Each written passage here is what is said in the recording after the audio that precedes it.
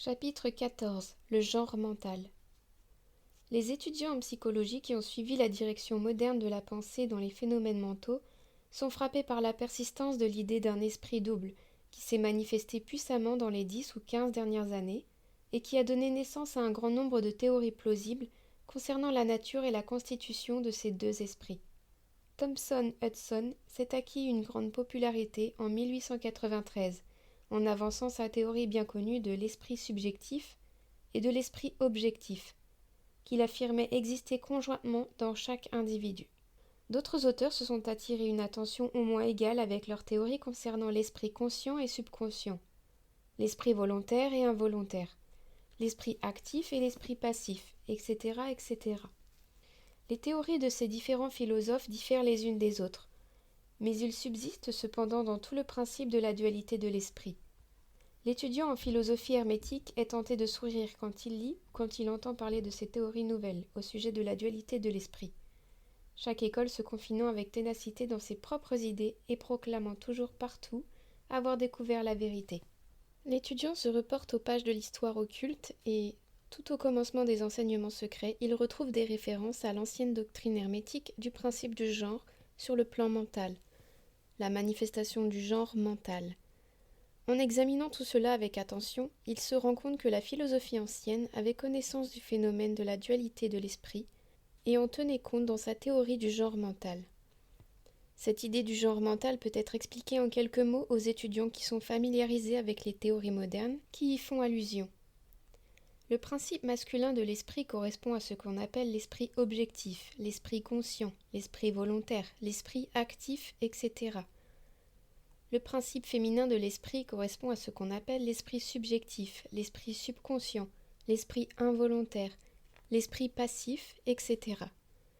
Naturellement, les enseignements hermétiques n'acceptent pas les nombreuses théories modernes concernant la nature des deux faces de l'esprit, de même qu'ils n'admettent pas un grand nombre de faits attribués à ces deux aspects respectifs. Quelques-unes de ces théories et de ces affirmations étant très superficielles et incapables de fournir des expériences et des démonstrations concluantes. Nous insistons surtout sur les ressemblances de ces diverses théories dans le but de permettre à l'étudiant d'assimiler ses connaissances précédemment acquises avec les enseignements de la philosophie hermétique.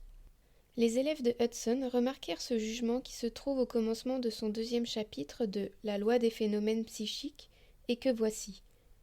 Le jargon mystique des philosophes hermétiques découvre la même idée générale, c'est-à-dire la dualité de l'esprit.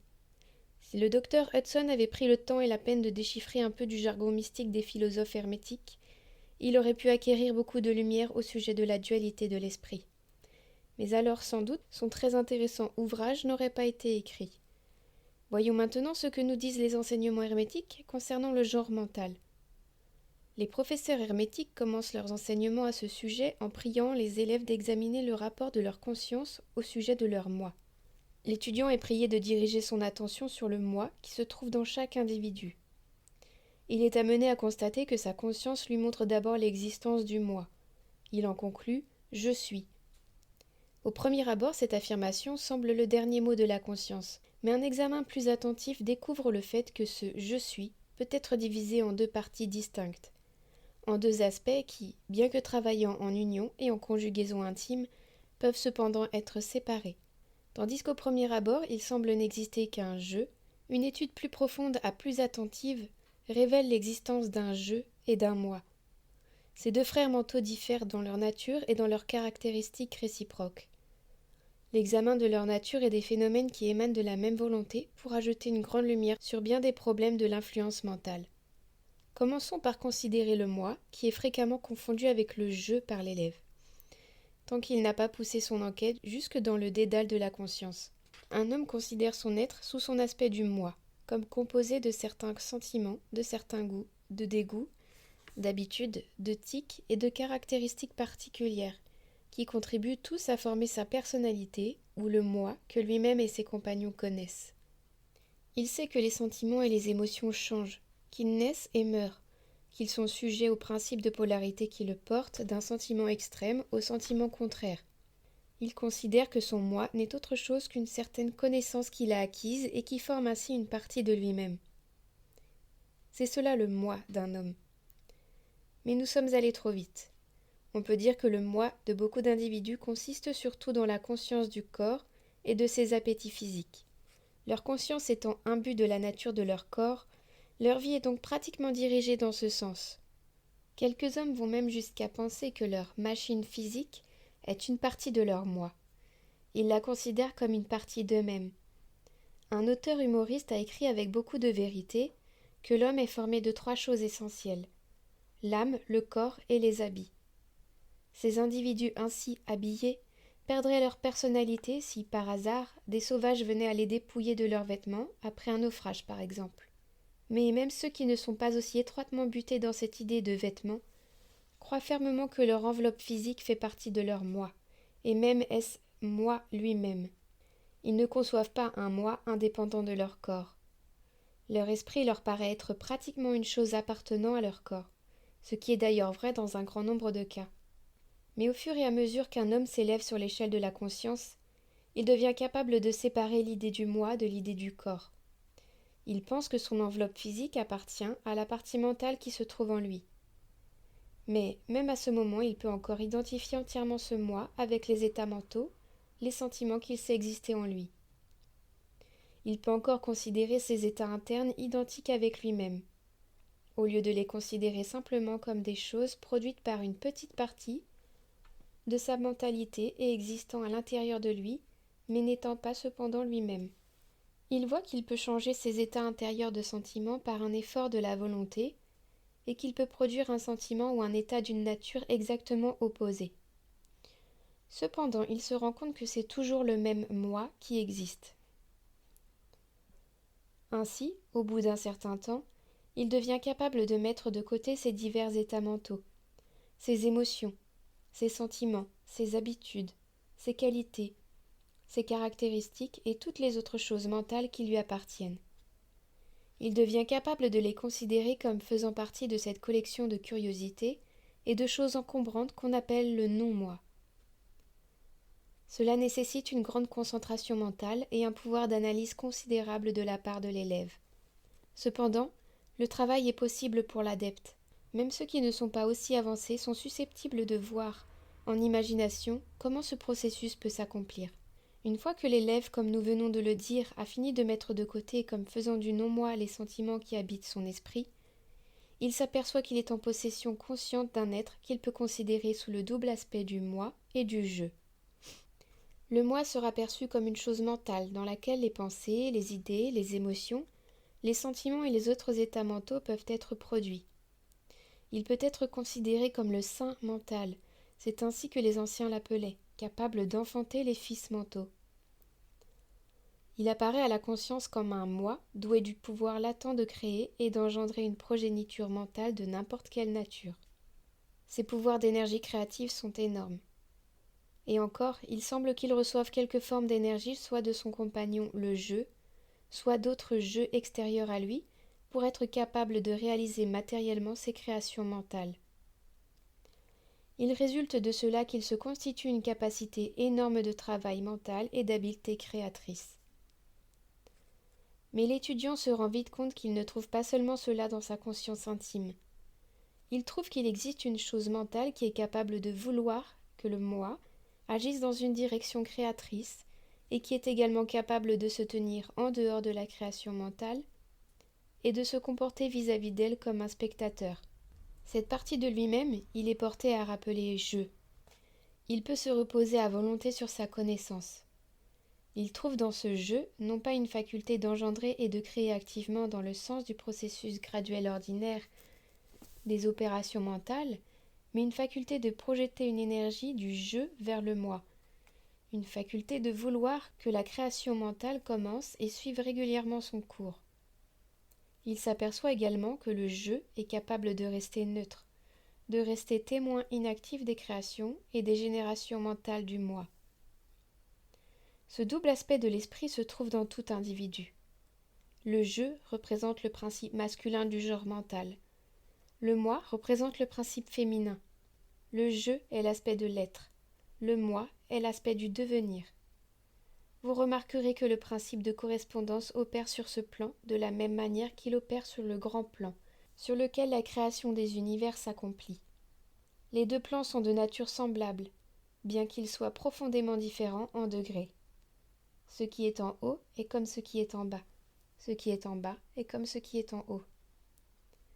Ces différents aspects de l'esprit, les principes masculins et féminins, le je et le moi, considérés en liaison avec les phénomènes psychiques et mentaux, bien connus, donnent la maîtresse clé qui permet de pénétrer jusqu'aux régions inconnues et profondément obscures de l'opération et de la manifestation mentale. Le principe du genre mental montre la vérité qui se cache dans le vaste champ des phénomènes de l'influence mentale. Le principe féminin tend constamment à recevoir des impressions, tandis que le principe masculin tend à les donner et à les exprimer. Le principe féminin travaille à engendrer des pensées, des idées nouvelles. Il assume le travail de l'imagination. Le principe masculin se contente d'assumer le travail de la volonté, dans ses diverses phases. Et même privé de l'aide active de la volonté du principe masculin, le principe féminin est apte à engendrer des images mentales qui sont le résultat d'impressions reçues du dehors, au lieu de produire des créations mentales originales. Les individus qui sont capables d'accorder une attention continue et de penser constamment à un sujet emploient les deux principes mentaux. Le principe féminin pour le travail d'une génération mentale active et la volonté masculine pour stimuler et pour renforcer la portion créative de l'esprit. La grande majorité des individus n'emploient en réalité le principe masculin que faiblement. Ils se contentent de vivre conformément aux pensées et aux idées envoyées dans leur moi par le jeu de l'esprit des autres individus.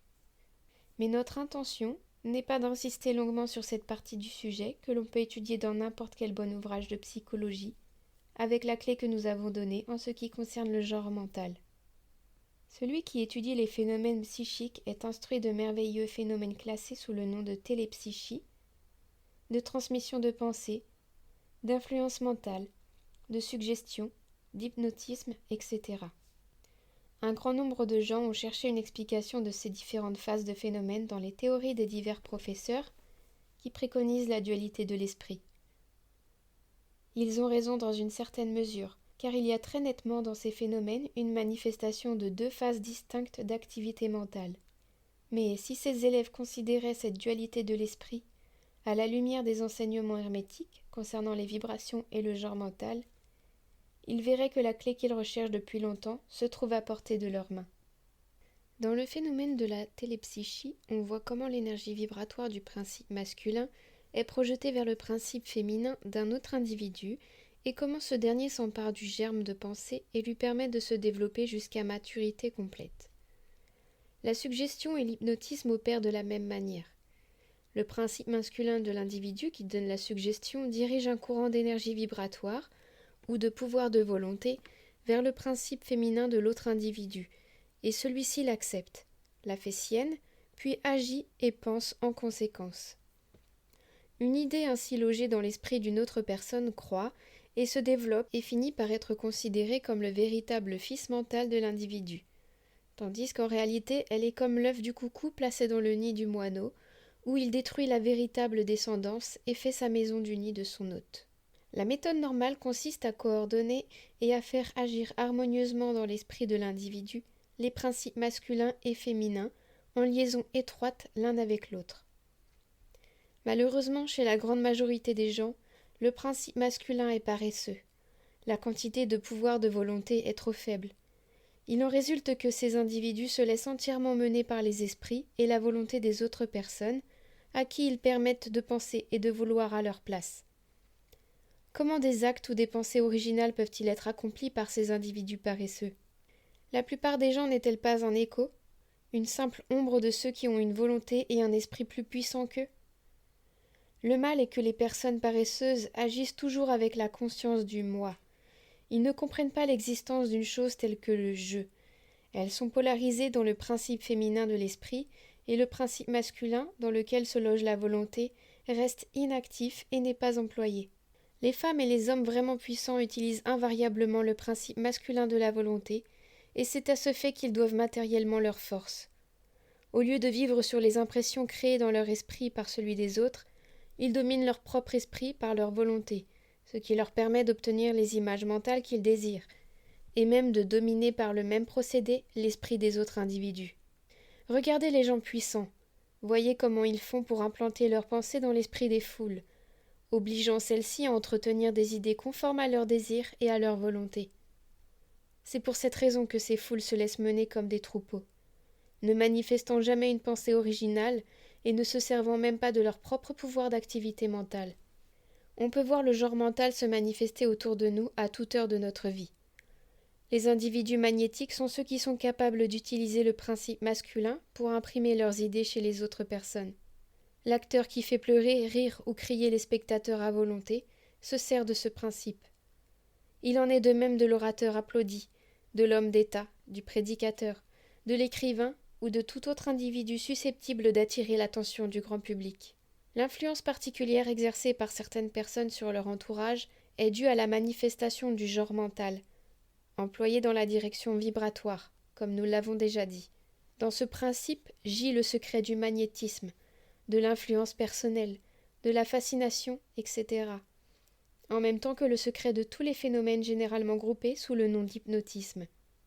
L'élève qui s'est familiarisé avec les phénomènes usuellement appelés phénomènes psychiques aura découvert le rôle important joué dans ces phénomènes par cette force que la science a appelée la suggestion, mot par lequel on veut dire le procédé ou la méthode par laquelle une idée est transférée, imprimée dans l'esprit d'un autre individu, obligeant cet autre esprit à agir conformément à la volonté de celui qui donne la suggestion. Une compréhension correcte de la suggestion est nécessairement indispensable pour saisir intelligemment les divers phénomènes psychiques qui en découlent. Mais ce qui est encore plus nécessaire pour l'étudiant, c'est une connaissance exacte de la vibration et du genre mental. Car le principe entier de la suggestion dépend du principe du genre mental et du principe de vibration. Les hypnotiseurs et ceux qui professent la suggestion ont l'habitude d'expliquer que c'est l'esprit objectif ou volontaire qui fait l'impression mentale, la suggestion sur l'esprit subjectif ou involontaire. Mais ils ne décrivent pas le processus ou ne nous donnent pas d'exemples bien nets de nature à nous faire comprendre clairement cette idée. Si vous étudiez le sujet à la lumière des enseignements hermétiques, vous serez capable de voir que la stimulation du principe féminin par l'énergie vibratoire du principe masculin est tout à fait conforme aux lois universelles de la nature, et que le monde naturel nous montre d'innombrables exemples tendant à bien faire comprendre le principe.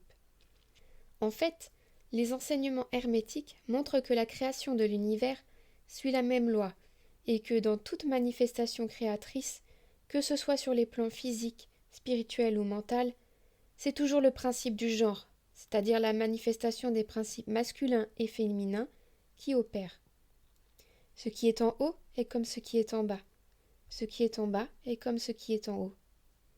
Mieux encore, une fois que le principe du genre mental est parfaitement compris, les divers phénomènes de la psychologie deviennent de suite susceptibles d'être classés et étudiés intelligemment, au lieu de rester profondément obscurs. Pratiquement, le principe travaille activement, parce qu'il est basé sur les lois universelles et immuables de la vie. Nous ne ferons pas une discussion ni une description détaillée des divers phénomènes de l'influence ou de l'activité mentale. De nombreux ouvrages, dont quelques-uns sont excellents, ont été écrits sur cette question dans ces dernières années. L'élève peut se reporter à ces ouvrages, entre parenthèses se reporter, pour développement, aux 2 ouvrages de M. Henri Durville, Cours de magnétisme personnel et la science secrète. En utilisant la théorie du genre mental, il sera capable de sortir victorieux du chaos de théories et d'enseignements contraires. Il pourra, s'il se sent les dispositions nécessaires, devenir lui-même un maître de la question.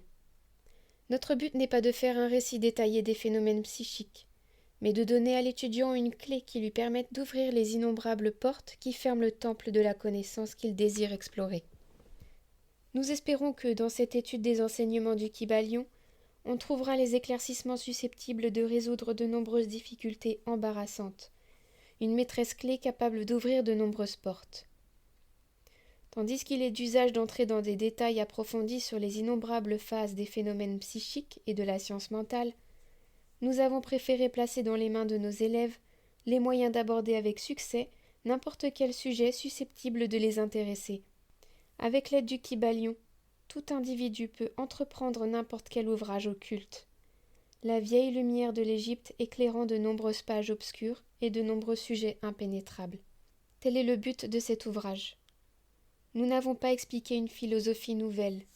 Nous avons fourni les grandes lignes d'un enseignement mondial, destiné à rendre plus clairs les enseignements des autres philosophies. Elles serviront comme grands conciliateurs des différentes théories et des doctrines opposées.